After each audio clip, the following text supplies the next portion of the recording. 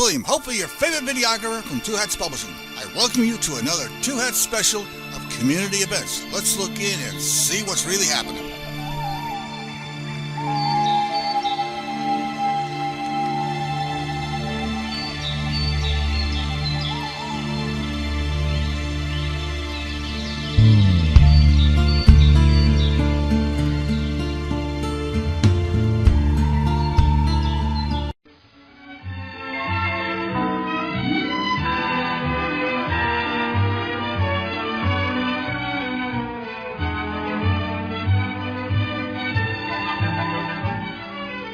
And I want to thank you all for coming here this afternoon to take part in today's Out to Enroll event.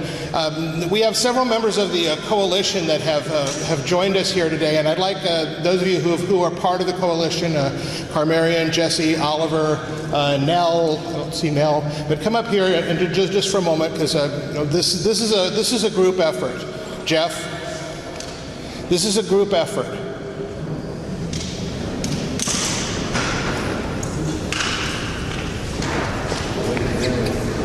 Oh, Nell. Where's Nell? Where's Nell?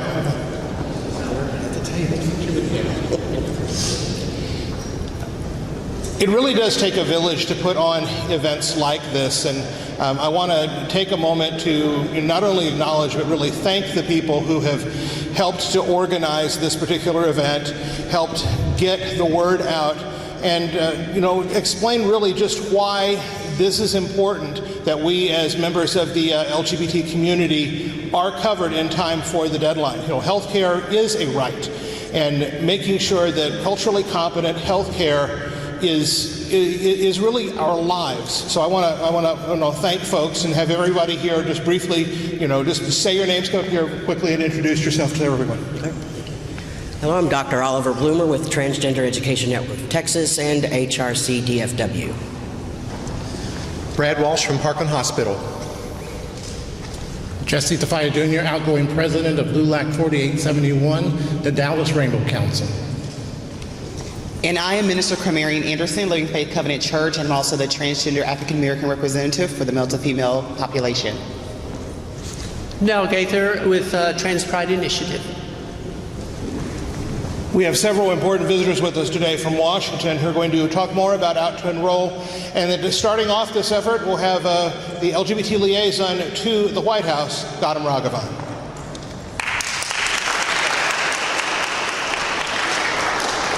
Thanks so much. Can everyone hear me as well? If you can't hear me at some point, just gesticulate wildly and I'll try to speak a little bit louder. Thanks, Raphael. It's great to be back here, and thank you, all of you, for showing up on it's Sunday, right? I've lost track of the days. On a Sunday afternoon in this beautiful space that I'm still really kind of awestruck by. So this is, I think, by far the coolest venue we've had for one of these events. So thank you, Dallas, for having us here. As Raphael said, my name is Gautam Raghavan, and I serve as the LGBT liaison at the White House Office of Public Engagement. And the last time I was in Dallas was about 2 years ago.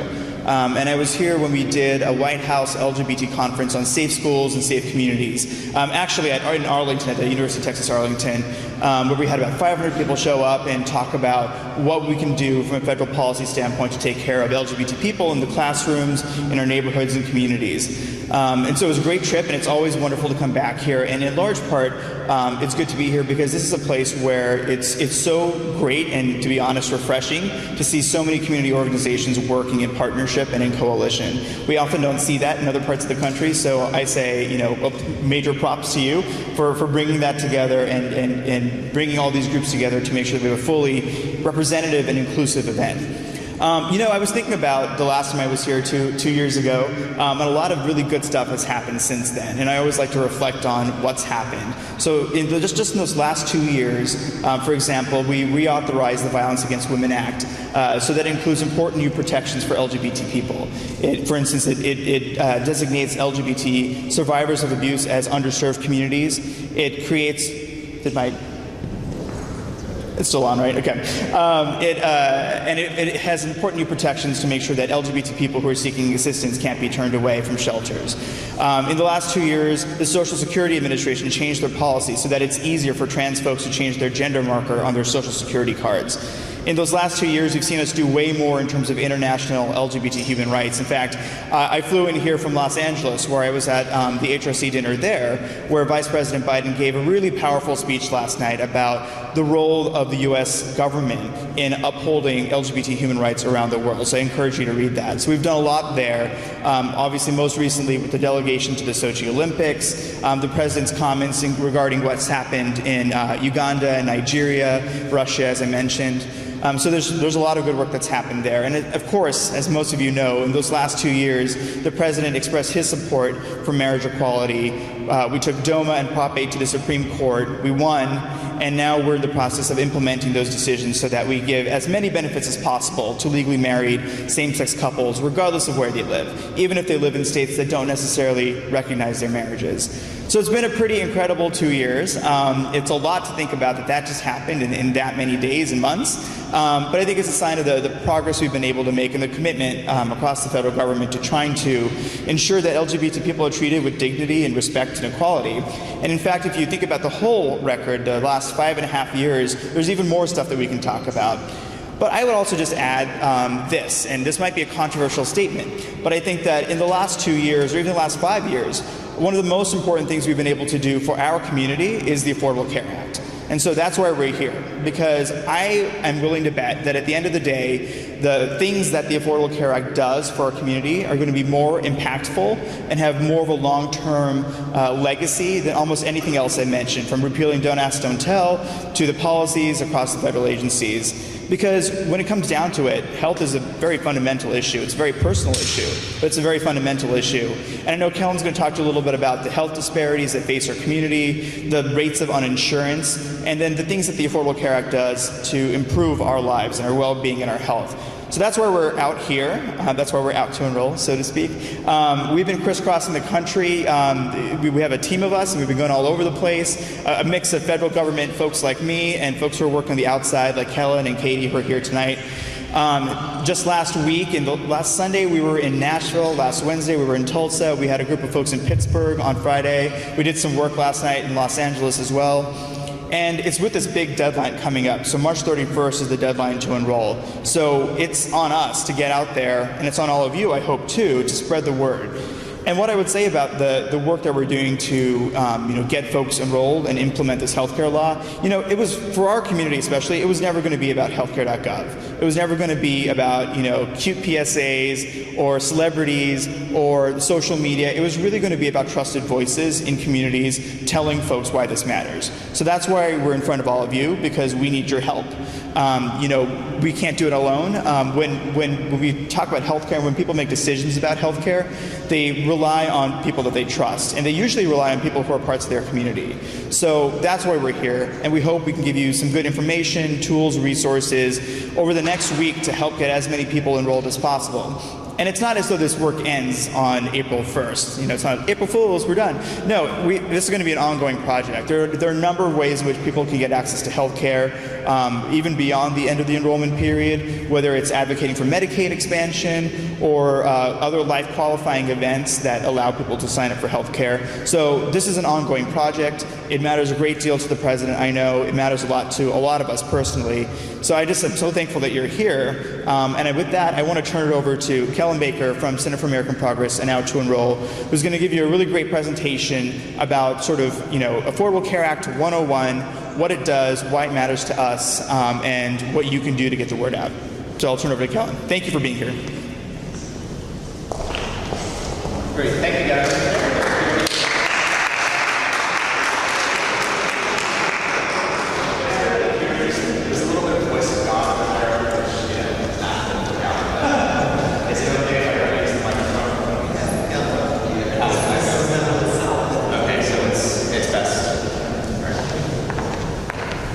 I feel like I should have my stand-up routine ready. I don't have any good jokes to start off with. Anyway, so the Affordable Care Act and the LGBT community. As Gautam mentioned, my name is Kellen. I work with the Center for American Progress in Washington, D.C., and Center for American Progress is one of the 3 organizations that has come together to do the Out to Enroll campaign, which is what's bringing us to you here today. And I have a quick question to start off with. Does anyone know, date up there, March 23rd, 2014, does anybody know why that is a particularly important date for the conversation? Exactly. It is the 4th anniversary today of the Affordable Care Act. So happy birthday, Affordable Care Act. Come on, everybody. And if we can go, and so talking about what the law actually means for us, because it's great that the law was passed. We know that there are a lot of, at least regardless of what our views on the law may be, we know that it's at least opening up opportunities for a lot of interesting conversations. But I'm going to talk specifically about what are some of the things in the Affordable Care Act that makes it particularly relevant for LGBT community members. So as Oliver correctly guessed, go back, Katie, signed March 23rd, 2010, landmark health reform legislation, and of course you may have heard a great deal of things from both sides of the political spectrum, if you will, about what the law means. And we are really here, we know there's a lot of noise, we know everybody has a lot of questions, so we are really here to talk about what is it that you all are hearing, what do you need to know, and how can we help you get the word out to your community members, your friends, your families about the Affordable Care Act. Closer to the microphone? Okay. It's weird to not be controlling the PowerPoint. There we go. So the Affordable Care Act has 2 main goals when it was signed 4 years ago. The top one is to simply reduce the number of uninsured Americans. We can see there, that map over there. Overall, there were about 50 million people who were uninsured in the U.S. in 2010 when the Affordable Care Act was passed. And as you can see there, Texas actually has the largest percentage of those folks without insurance in the country. Between the 3 states, California, Texas, and Florida, actually more than 2/3 of the uninsured people in the entire country live in just those 3 states. The second goal of the Affordable Care Act is to really look not just at whether or not people can get coverage, but is that coverage working for them? So improving availability, affordability, and adequacy of health insurance coverage.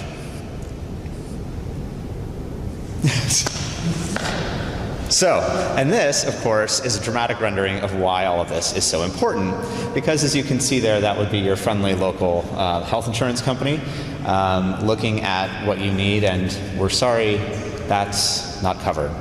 And we all have that experience of ending up feeling like that fellow there, like we have been screwed.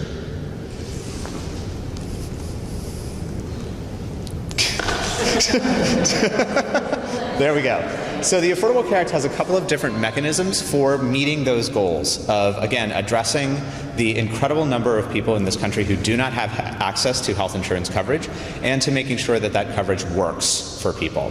The first over there on the left, the market reforms. So we have all, I'm sure, had experiences with our health insurance where we have it, hopefully, and we go in and we try to get a service, and then we're told later we get that letter, oh, that wasn't actually covered. Or who here has either themselves has a pre-existing condition or knows someone who has? Yep. Almost everybody's hand is up. So looking at ways of making sure that the health insurance markets are actually treating people fairly. So getting rid of things like pre-existing condition exclusions, making sure that the benefits that plans cover are standardized to a degree where we can have a basic feeling like the adequacy of the plan is going to cover the services that we need. In the middle there, the marketplaces, the health insurance marketplaces. That is one of the 2 main ways that the Affordable Care Act looked to expand coverage. The health insurance marketplaces are all across the country in every state, including Texas. And what they do is they offer an online portal. You can also shop on the phone or in person for people to look, all of us, to assess our health insurance coverage options with private plans. So looking at private plan options. And what's great about the marketplaces is that they actually offer financial assistance for people who are making between about $11,000 a year and $45,000 a year. The less you make, the more assistance you can get to make your premium affordable. And the last one over there, Medicaid expansion, that is something that hasn't quite worked out the way the authors of the law intended. The law actually requires every state to expand its Medicaid program to serve everyone making up to about $14,000 a year. Unfortunately, when the Supreme Court ruled on the constitutionality of the Affordable Care Act 2 years ago, they said that the law itself is fine, but the federal government cannot compel the states to expand their Medicaid programs, which means, unfortunately, that in many of the states where so many LGBT community members need the Affordable Care Act, need Medicaid coverage, the expansion is not happening. The good thing about the Medicaid expansion is that the door doesn't close on it. There is no deadline for the states to decide when they're going to say yes. So the original Medicaid program, it actually took 17 years for the last state to sign up for the original Medicaid program. Does anyone know what state that was? Texas? Nope, close, nope. Arizona, exactly. Arizona took until 1982, but they got there. So that's the hope, is that as the benefits of the Affordable Care Act become more clear, that more states will decide to expand their Medicaid programs. And all of that, of course, leading to greater access to coverage. Is it thinking? So, now that the opportunity for inclusive coverage is here, the question that brings us all here, of course, is why should LGBT community members care? What's in it for us? This is really anticlimactic with the PowerPoint. Well, so I mean, that's reason enough for me. I don't know about you all, but if Ryan Gosling, shirtless Ryan Gosling, says affordable health care does the body good, and I am inclined to agree.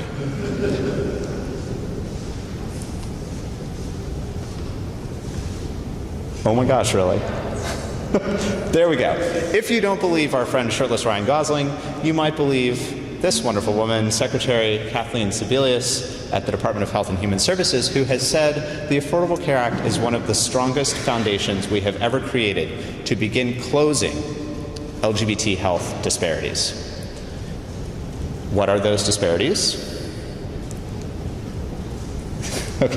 Okay, never mind. So there are 4 things that we want to talk through about why the Affordable Care Act matters for LGBT community members. The first one there on that previous slide was that LGBT communities face gaps in insurance coverage and resulting health disparities. Health disparities meaning avoidable and unjust differences in health status, how healthy we are able to be. So the LGBT community is not, unfortunately, as healthy in many cases as folks who are not members of LGBT communities. So over there on the left, you can see some of the examples, unfortunately, higher rates of tobacco and other substance use, mental health concerns, certain cancers such as breast cancer, experiences of violence and abuse, and the ongoing burden of HIV/AIDS, particularly among gay and bisexual men, especially young gay men of color, and transgender women, especially transgender women of color.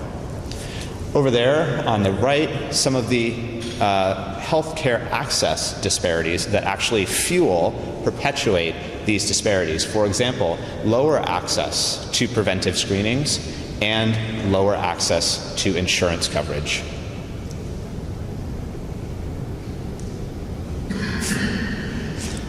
This thing is killing me.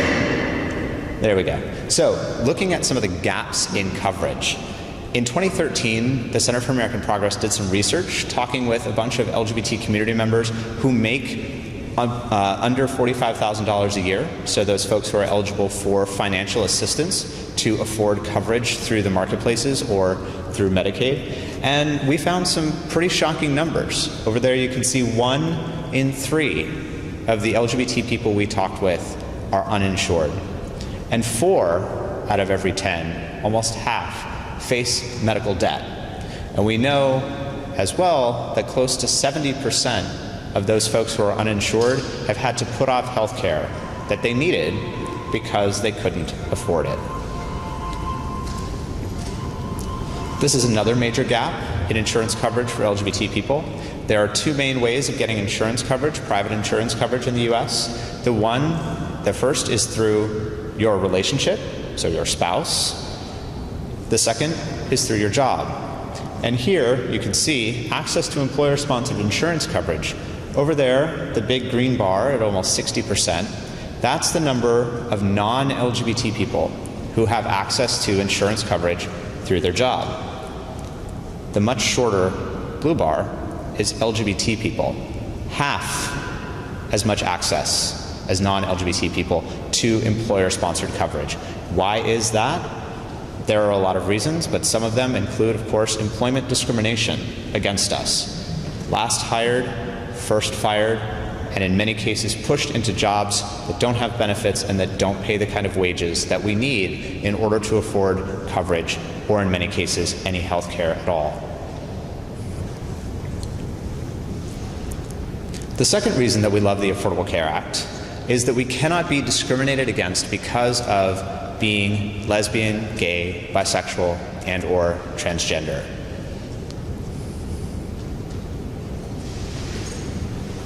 The marketplaces cannot discriminate. Consumer assistance personnel cannot discriminate. The plans being sold through the marketplaces cannot charge us more or turn us away because of sexual orientation, because of gender identity, because of diagnosis or health conditions such as HIV. And as I mentioned before, no pre-existing condition exclusions. So no insurance company that you're buying coverage through the marketplace with, no insurance company can tell you that you cannot get coverage for a pre-existing condition. They also can't put dollar limits, either for the year or over your lifetime, of how much they will pay out before they stop and leave you out in the cold, even if you still need care. And everyone has access to appeals processes. This may not sound that sexy, but actually, if you look at the statistics of how many denials of coverage get overturned on appeal, it's about 60%. When your insurance company says, no, we won't cover it, I know my first instinct has been to say, okay, fine, you win, I give up. But actually, if we go into the appeals process, it is likelier than not that the denial will be overturned. And the Affordable Care Act expands access to these appeals protocols or procedures, so that first what you do is you go to your insurance company and you say, excuse me, I think you did a bad thing here. In a lot of cases, they might agree with you and reverse the decision. If they don't, under the Affordable Care Act, you can then take a second step, which is to go to an external appeals process where medical professionals who are not affiliated with the insurance company look over the medical evidence and decide whether or not that plan has made the right decision or not. That is a major new opportunity for us to begin really willing these rights into being, exercising them so that we are showing what it is that we expect from insurance companies.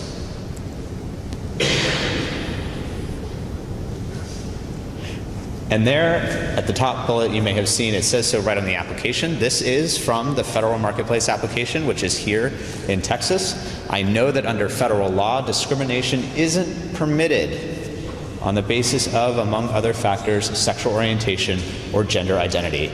I can file a complaint, and that is key. Because in so many cases, what's going on is really because nobody has held the insurance companies to account. Nobody has said to them, excuse me, I don't think that's actually what you're supposed to be doing as representatives of organizations that are supposed to be ensuring our health. So under the Affordable Care Act, you can go to the Office for Civil Rights at the U.S. Department of Health and Human Services, at that website there, and file a complaint if you believe that in any way you are being discriminated against because of who you are or because of being LGBT. You can also call the healthcare.gov helpline, 24/7, available in more than 150 languages. You can call up that helpline and not only ask for help in figuring out what it is that you might want to purchase on the marketplace, but also to say, you know what, I've been having some trouble. Can you help me?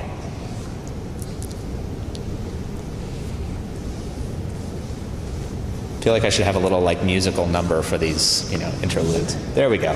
The third reason that the Affordable Care Act is something that's pretty interesting and awesome for LGBT community members is legally married same-sex couples can apply for financial help as a couple. What that means, Was there a question? Okay. What that means is that marketplaces must treat legally married same-sex couples as married regardless of where they live. So if you are married in California or New York or Iowa or any of the places where it is possible to be legally married as a same-sex couple, here in Texas, you can still get coverage, or you can apply for coverage jointly. There are two levels of how this works with regard to getting coverage through the marketplace. The first is that financial help, right? We were talking about the financial help that's available for folks to help afford premiums. Under the Affordable Care Act, because of the Defense of Marriage Act ruling last year, any legally married same-sex couple can apply to have those subsidies calculated jointly. So they apply together as a family because it's based on your federal tax status. The second layer, the second question in regard to getting coverage, is what can you buy with those subsidies?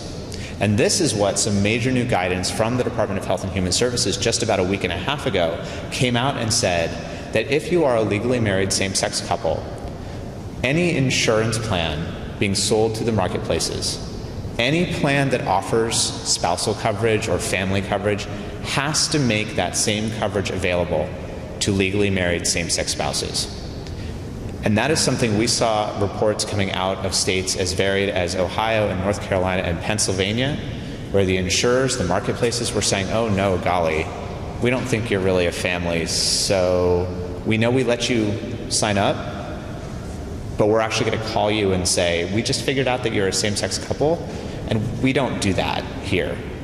So they were actively dropping people from coverage once they found out that they were same-sex couples. So thanks to the Department of Health and Human Services, it is now clear to all insurers in every state that if a couple is legally married, they can buy the exact same family coverage as any other couple.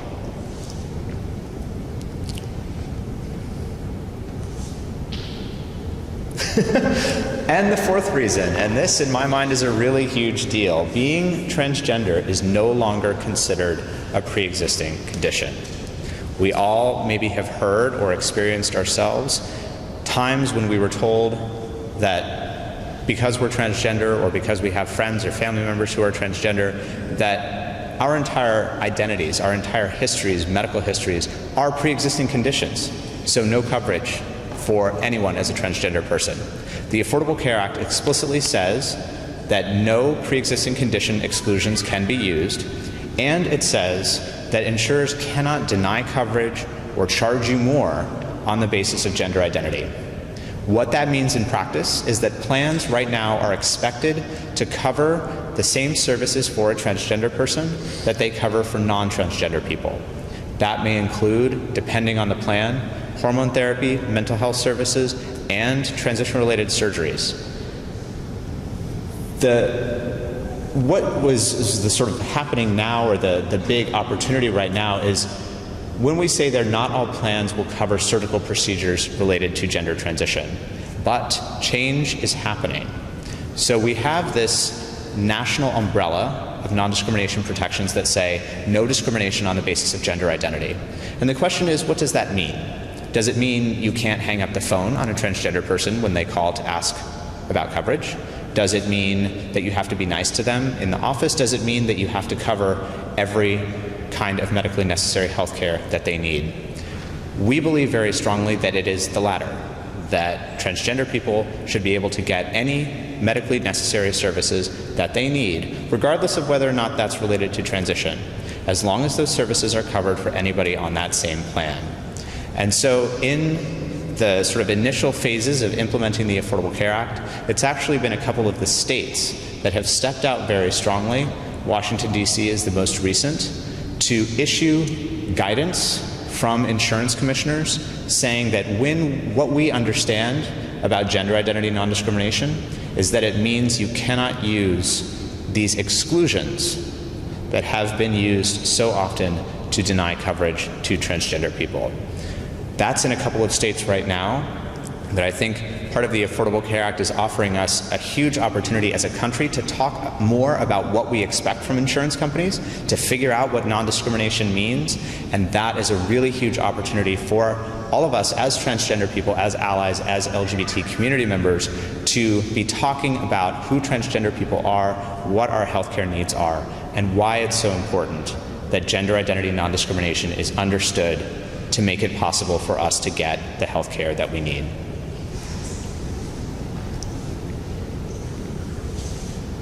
And lastly, point 5, there are LGBT-friendly places locally that you can go to help get enrolled. And as I put up there, just look around this room.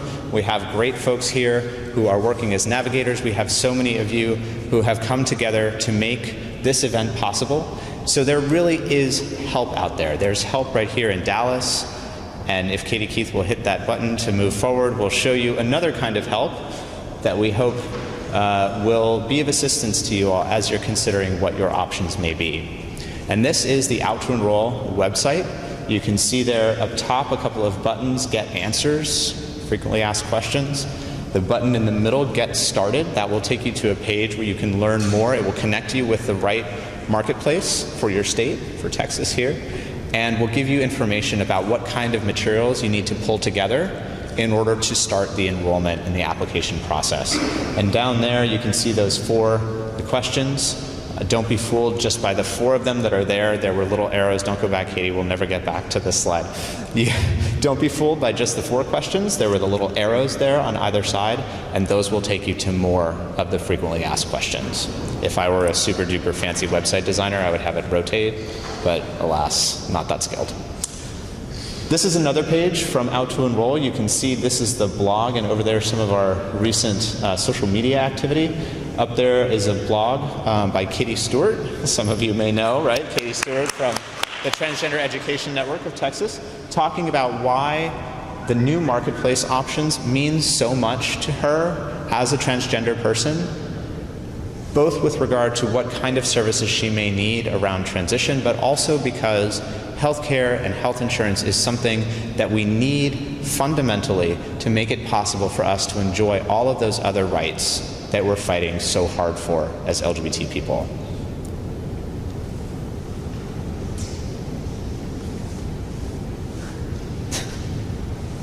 There we go. And this is the frequently asked questions page. There are many more than this. Again, you can see the arrows. But asking questions such as, why should getting covered matter to LGBT people? What if I am transgender? When should I buy health insurance? And of course, our answer to that is before March 31st, because that is when this open enrollment period ends. And after March 31st, you have to have some really special circumstances to become eligible to purchase coverage again before November.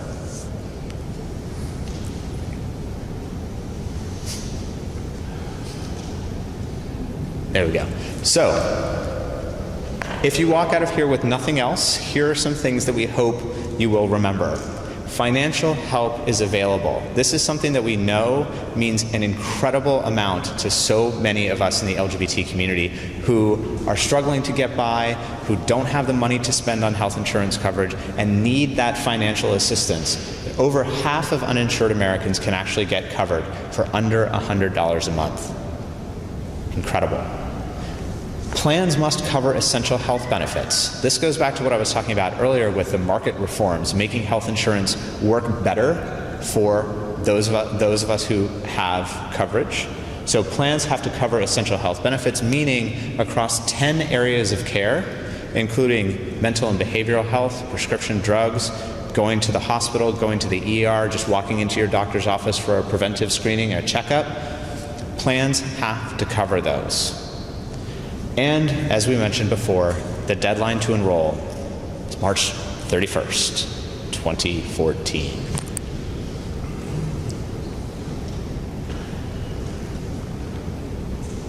So, some next steps: visiting healthcare.gov before March 31st, sign up for an account, look through your options, figure out what kind of financial assistance you're eligible for, call the Help Center, talk to the navigators who are here, talk to your friends and neighbors or maybe your doctor or somebody that you trust about why health insurance might be a good idea for you if you don't have coverage already.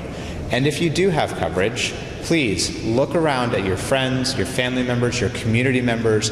The vast majority of LGBT folks who could benefit from the expansion of coverage and the financial assistance to get coverage do not know. More than 50% of the general population and more than 60% of LGBT people who are in that $0 to $45,000 a year do not know what the Affordable Care Act is all about, do not know that financial help is available to help us get coverage. So please, spread the word, talk to your friends, family members, community members about why the Affordable Care Act matters. And part of sharing your story, Gautam mentioned that we were in Los Angeles yesterday. So back on that back table there are some, there's some literature that you should feel free to take. But we also have these Get Covered signs with our very our pithiest messages about why getting covered matters for LGBT community members. So please step on over there, snap a picture of yourself, your friends, your loved ones, and send it out. Share it on Facebook if you're on Facebook, share it on Twitter if you're on Twitter. Please share it with us at Out2Enroll, and do everything that you can to make your voice heard about why health is an LGBT issue. Katie is going to talk really briefly about some of the story collection that we're doing in addition to the pictures, and we're very happy to answer any questions. And thank you all again for being here.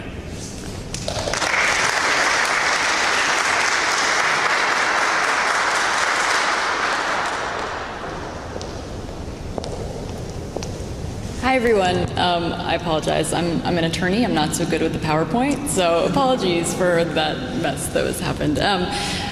As Gautam has said and Kellen has said, we really have been on an Out2Enroll roadshow. So we've been going across the country trying to get the word out, trying to talk to people. And so one of the things that we've been doing is capturing your stories. So it's great and lovely for us to come here with our PowerPoint, but we all know that one of the most motivating factors is when you hear from people who are just like you that got covered. I mean, when you can understand and sort of see and well, just really that it comes across to you what it means to have health insurance for someone for the first time. And so we have sort of a camera crew here. If you'd like to stop by, if you've gotten covered, if you know someone that's gotten covered, if you've had trouble accessing health insurance in the past, we'd love to hear from you. We'd love to sort of take that story. We're really trying to compile all of this footage that we've had from across the country into a bit of a campaign video to say this is why LGBT people are out to enroll.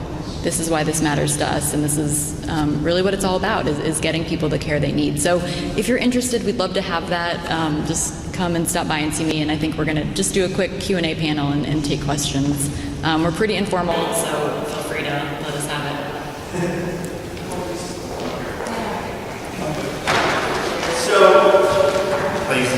So we have time for if you're there. If you have any questions you'd like to ask us, whether it's about specific policies that you're curious about or just about our outreach efforts, we're here to answer your questions. So please.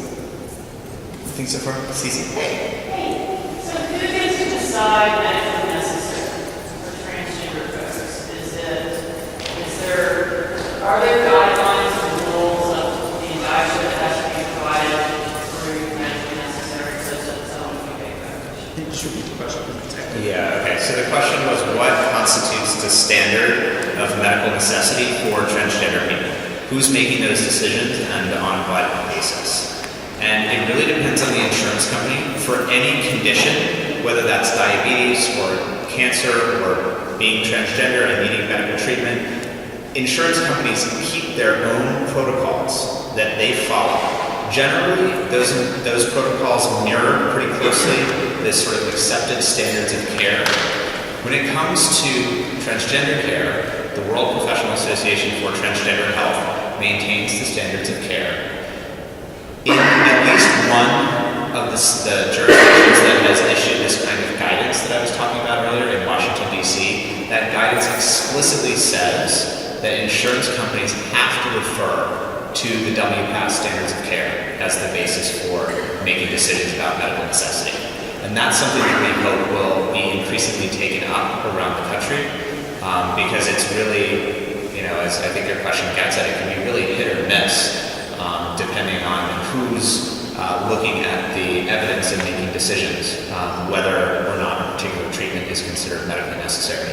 So again, we are encouraging, as part of all of this work, encouraging insurance companies to look to the WPATH standards, and if anybody wants to see the DC insurance bulletin. It's up on the website of DSB, the Department of Insurance, Securities, and Banking, and it's freely available. You can take a look at how DC framed that issue. And do you have anything else about insurance protocols? No, so I think you're right. Sometimes it's doctors, sometimes it's not on that first review. I mean, it really can be a black box, as Helen said. That's why the appeals process that we were mentioning is so important for people.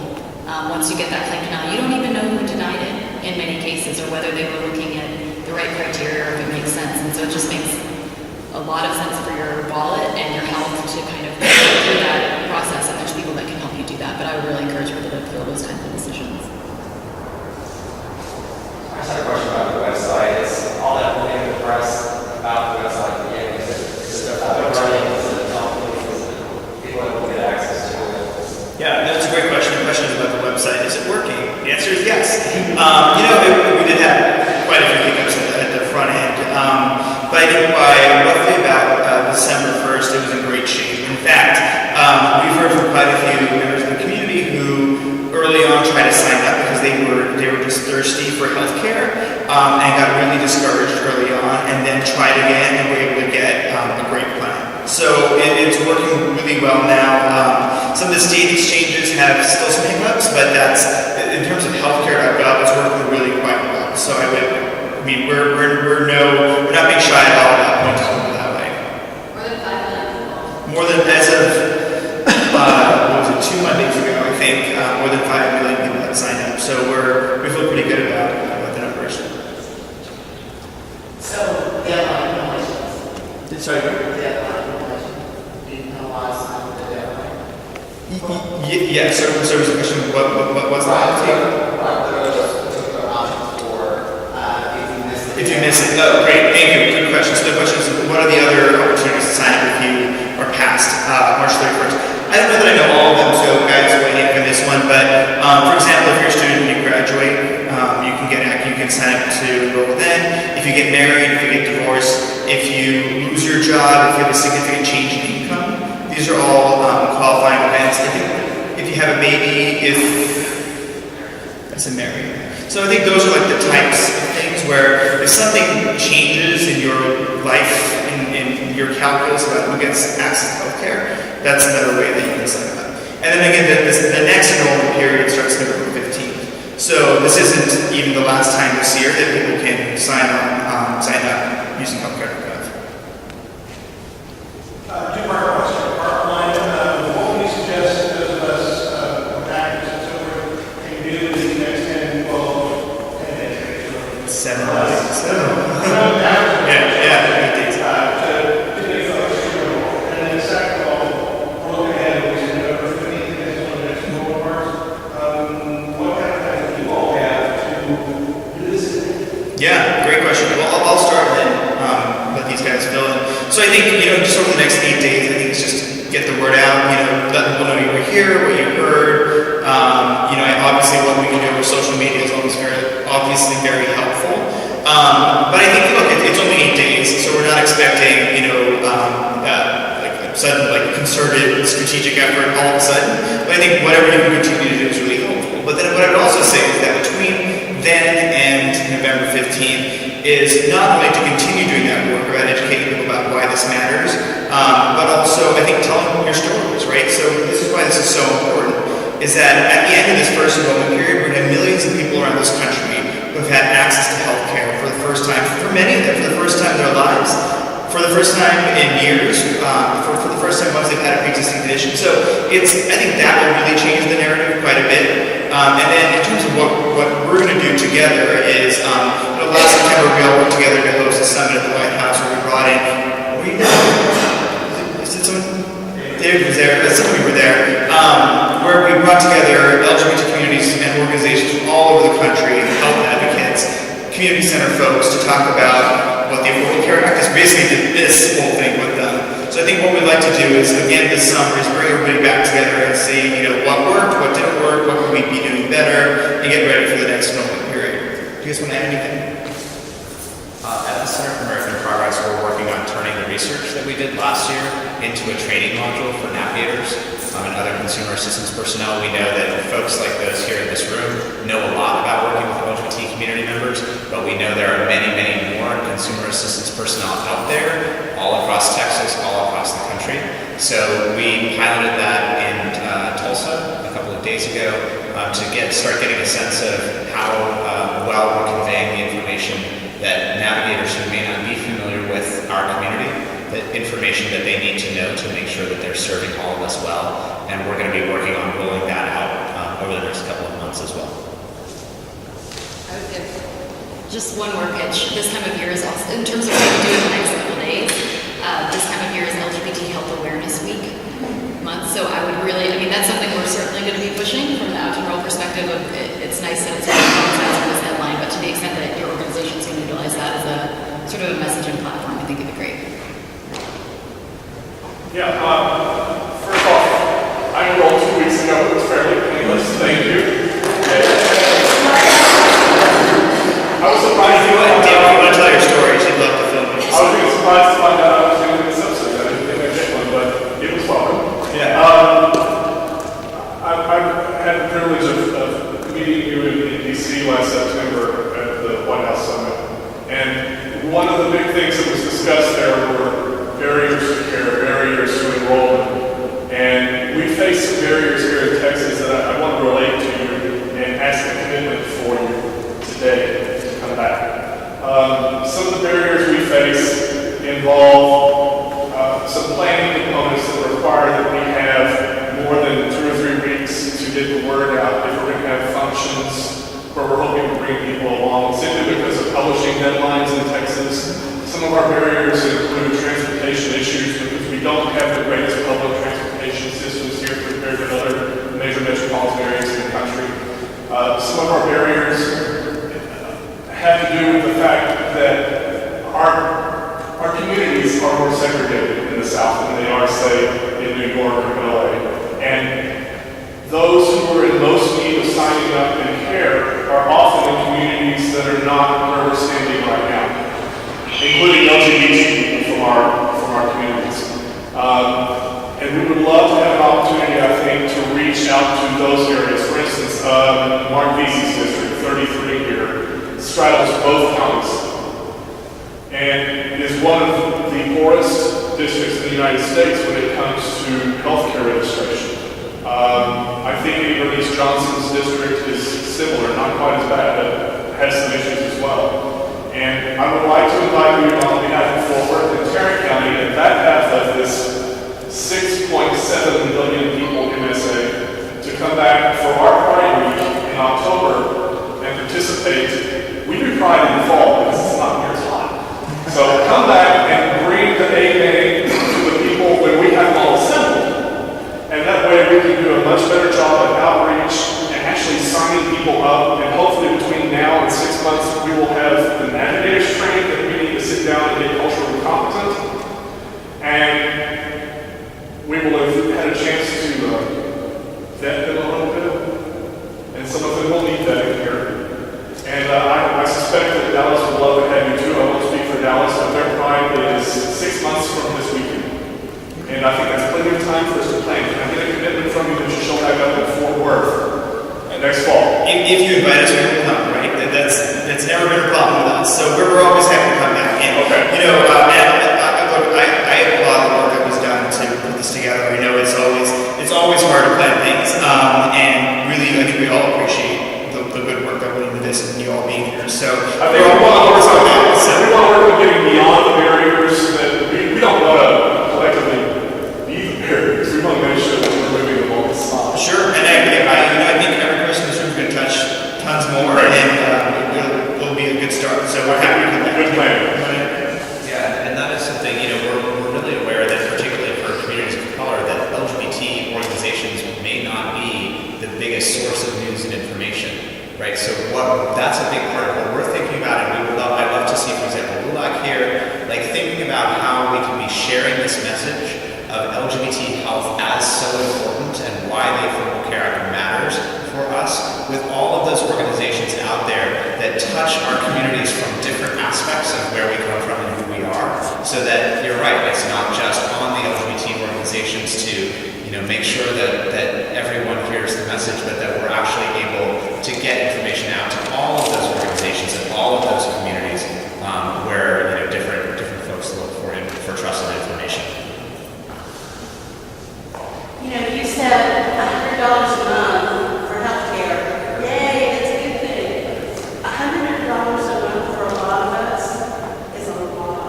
And so I know I'm not the only one that's in the position of, okay, it's going to be cheaper for me just to pay the $95 penalty and go another year without health care when the system says, yeah, you're poor, but you're not poor enough. We're not going to help you get that health care. $100 is a lot of money. No, I think you're exactly right. And obviously, we encounter this the most in states that are not expanding Medicaid, where we have folks who are left out. And it's so. I don't know if you want to add anything, but I think your point is well. Yeah. I mean, one of the things, and I definitely hear you, and it is a big question of how do we actually make sure that the benefits of this law are available to everybody who needs them. As Gowda mentioned, a big piece of that is Medicaid expansion. The other big thing to be aware of is that the penalty is low this year, but it goes up. And actually the most important thing I would say is, unfortunately, many of us may have that experience of getting sick or getting in an accident and needing healthcare and seeing those bills pile up. So while $100 may be a lot, and thinking about whether or not this makes sense for your budget, it can happen to any of us. That we could be in a situation where we need that protection, we need that coverage. And it may not be the easiest thing to do in the short term, but long term, looking at how to make sure that you won't get hit with those kinds of medical bills that we can spend years or decades paying off. That is, I think, a big part of this calculus, at least for me as well. I'll just add, I think the administration has been paying attention to this too in terms of Medicaid. For example, if you're one of those people that's eligible for Medicaid, but your state didn't expand, you don't pay that penalty. There are some of these protections that are built in to try to make sure that the people that are the most vulnerable among us are not also hit with the double whammy of now you don't have coverage and now you're sort of facing some of these financial liabilities too. So you're right, it's awful. We hear these stories. We had somebody in Tulsa stand up and say, I'm homeless. Can I get coverage? And it's really, did your state expand Medicaid? No. And it's gut-wrenching. I mean, it's hard. Yeah, we totally understand. What about exemptions? Exemptions from the mandate? Exemptions for the Obamacare, for the marketplace. Sure. So I think, again, just to frame this, right, when the law was passed in 2010, it's really all about those 50 million uninsured people. And so if you already have job coverage, you have it through your employer, you have Medicare, you have Medicaid, you have veteran through the VA. If you have any kind of health insurance now, you don't have to pay that penalty. There's other ways to get out of I think what she was saying is that there are lots of poor people like myself who cannot deal with it, who cannot pay. So how do we, Sure. So there is something called a hardship exemption. Okay. So that absolutely does exist, and the way that works is depending on what your income is and what the price of the plan that you would be buying is, if it reaches a certain level, you don't have to pay that penalty either. The thing I would tell you is that you have to file paperwork to document that, which is not surprising, but the folks in the room, like the navigators, can help with that. But absolutely, I should have said that. There is a hardship exemption if you can't afford it. Okay. Yeah. But paperwork is all. How do you find a navigator? That is a great question. Outside of school, So outside of this room, you can go to healthcare.gov, and there's actually a place where you can have a list, right, of everyone in your local area. You can put in your zip code, and it tells you who's nearby who can help you. But fortunately for you, you have someone tonight who can help answer your questions. And it's also on the actual website. It's also on the Out to Enroll website. You can also call the help center. So there's a lot of different ways to get access to this information. And I'll also say that while Katie's here, she knows more about this healthcare law than anyone I know. So pick her brain too. Yeah. I was just saying, anybody that's Dallas County resident department is extending hours for their navigators. If you use the department navigator, then you're saying go to department care. But check with the department website, and they'll have hours on weekends and some evenings. So yeah, I think Parkland is a great resource. Planned Parenthood is a great resource. AIDS Arms has navigators too. So there are, we're definitely on the lookout for specifically LGBT culturally competent navigators. And so I think there are some great organizations around here that can get all of that. But yeah, I think part of them, you've got multiple locations all around Metroplex and multiple hours. And so a lot of those you can do walk-ins or you can make an appointment and set that up and go. Is there a compiled list of insurance companies that would be more likely to cover transgender related healthcare? There is actually on the HRC website. There's a list of a pretty good long list of plans that offer coverage, and there's also some examples there. Oliver can maybe speak more to that specifically. And there are some examples on that website of what actual plan language looks like. And I will just say that the vast majority of insurance carriers around the country, in various places to various subscribers, if you will, they do offer transition-related care. It's just in some cases a question of whether your employer, if it's employer-sponsored coverage, asks for it, and sort of what are the other conditions that need to be met in order to get them to offer it. But there's pretty much no insurance company in the U.S. that has no experience with offering transition-related care. And I would just also add on this topic, there's no one who knows more about this than Kevin, so I think he's great too. In fact, the reason the DC law is so good is because he helped me write it, so you did right. Yes. Other questions? Yes. I hope we can partner integrated with our separate communities, and I can tell you as a Hispanic gay man, I'm diabetic, but the presentation going to happen to be the same if I was at a non-LGBT seminar for this, or Latino thing. My family, most of my family members that are HIV positive, I'm gay, lesbian, so it would be great to do that. The challenges we have in our community, especially Latino communities, they want to come about those specific seminars and classes. They want to hear about HIV. They may not be out. They won't come here to pray with them, but they may not be able to come here for that but HIV. And I think that's what we're going to do that. So I think we need to bridge that new package and pray with that, bridge that, share that information so they feel comfortable. I think it's a great point, and I will just add, how to roll. So it's technically 3 people. So in terms of resources, I think one thing that they're always happy to do is share their resources with you or with other folks. If you want to go do a presentation to any specific community that you're a part of, I think that's easy to do. We have lots of great research that CAP has put together. I mean, so standing invitation to take us up on that. Yeah, I mean, I would almost describe the work that we do and the materials that we have as open source. So we are more than happy to provide information to help, put something together, whatever you think that the various community members that you work with, regardless of whether they would come here or not, what kind of information they need, please check out the website, ask us specifically, because it really is about, as Gavin said, there are relatively few of us, and there are so many people in our communities who need to know about this law, who need to know how it might benefit them. So we're very happy to multiply forces. I'll just add, so part of what we do is kind of going around and speaking directly to community members, but we also, at the national level, are working with SEIU, for example, or Young Invincibles, or Enrollment. We try to make sure that they also have messaging that is culturally competent, so I think a partnership with the lab would be right up our alley in terms of making sure that gets delivered. I had a question. I got enrolled in early December, and the marketplace part went fine. So I was supposed to be covered January 1st by the selected insurer, and it got complicated.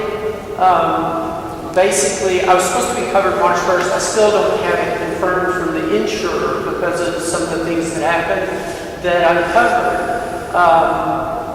So you mentioned that there are stronger protections for engaging with the appeals process. Is there anything in the law that also addresses administrative process and administrative protections that I can maybe appeal to because of what the insurance company is doing? I would say absolutely.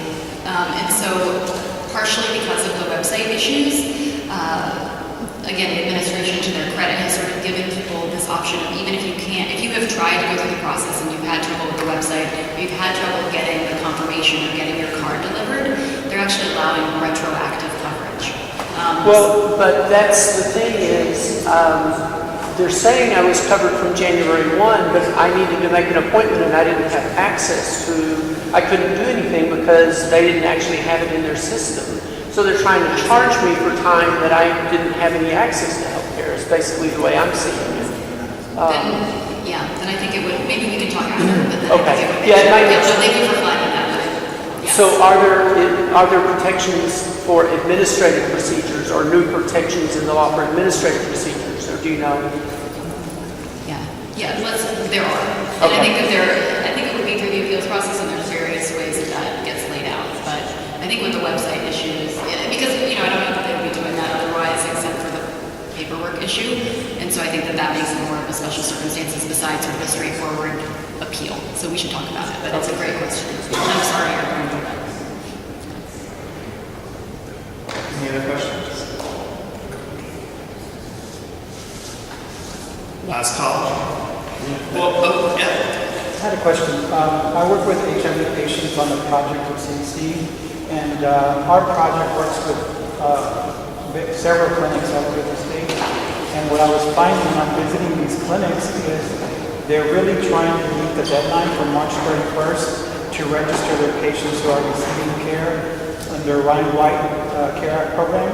And from what I was hearing from them was when they're trying to get the patients enrolled for Affordable Care Act, that there's a plan that patients that are under Ryan White should actually, which is actually better than the others. Do you know what that plan is that actually would cover more for them to receive HIV services and also help them with medications?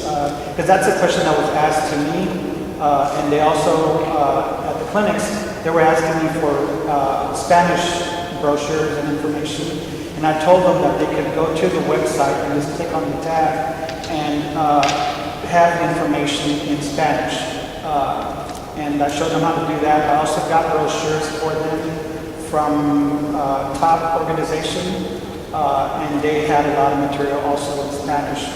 But I know that when they were working with them to enroll them in the Affordable Care Act, they could not leave the patient to tell them, this is the plan that you will enroll. It's more like, this is what we would recommend, but it's their decision to, depending on what they can afford. Do you know which plan actually is better for them to enroll? So, people with HIV that are on Ryan White program? So I don't think there's, quite frankly, there's not going to be one plan that's going to be the best recommendation, right? I think one thing that we're telling people living with HIV is look very carefully at the plans, because depending on what meds they're on, it differs in terms of what's covered. And so I don't want to make any generalization other than that folks should be very careful about as they're looking at what their options are. And I would think would probably be best served by working through one of the HIV/AIDS service organizations locally. Do you guys have either AIDS arms? But to your first question, let me follow up with you. I'm not sure I completely understood it, but I'll make sure we get you in touch with the right person, either at HHS or in our group of folks. Yeah, since you brought up HIV, I have HIV, and I looked a lot at the formularies when I signed up. Most of the HIV medications are on tier 3 out of 5, and they're $100 a month. That was the best I could find. I'm grateful to have the health insurance, don't get me wrong.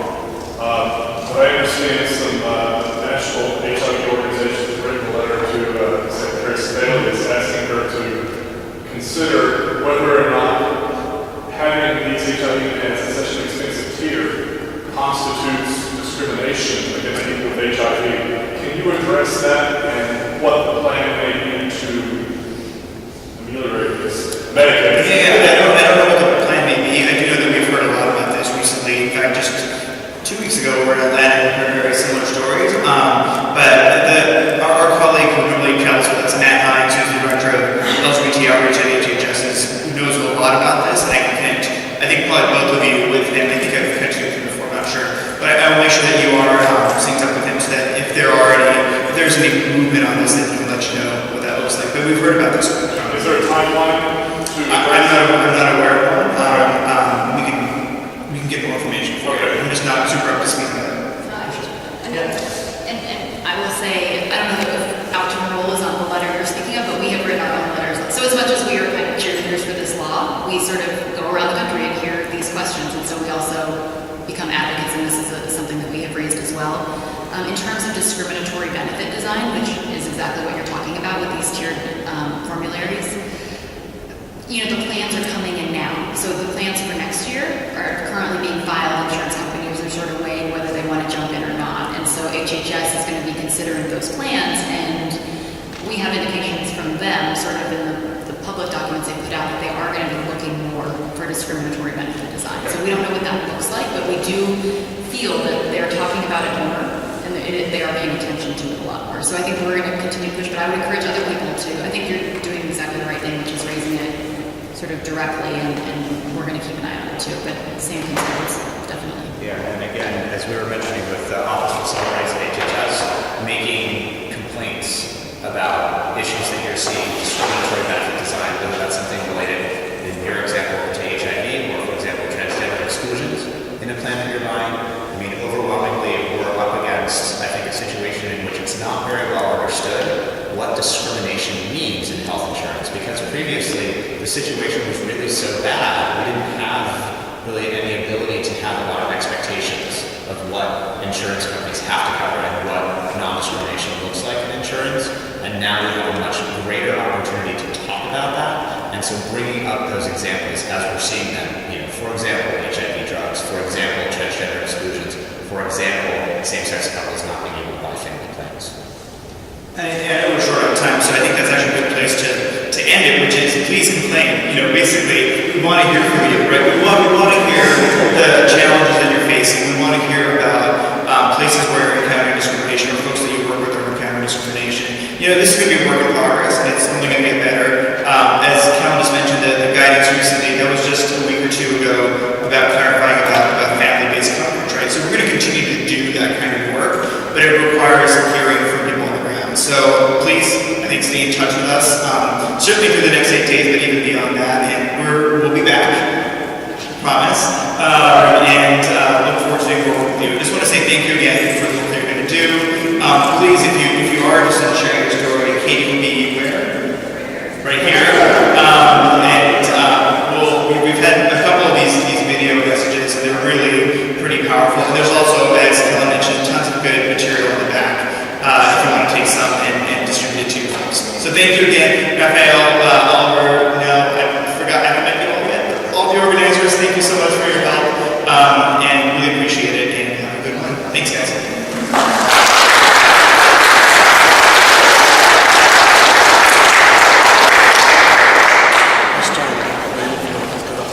This is William, hopefully your favorite videographer from Two Hats Publishing.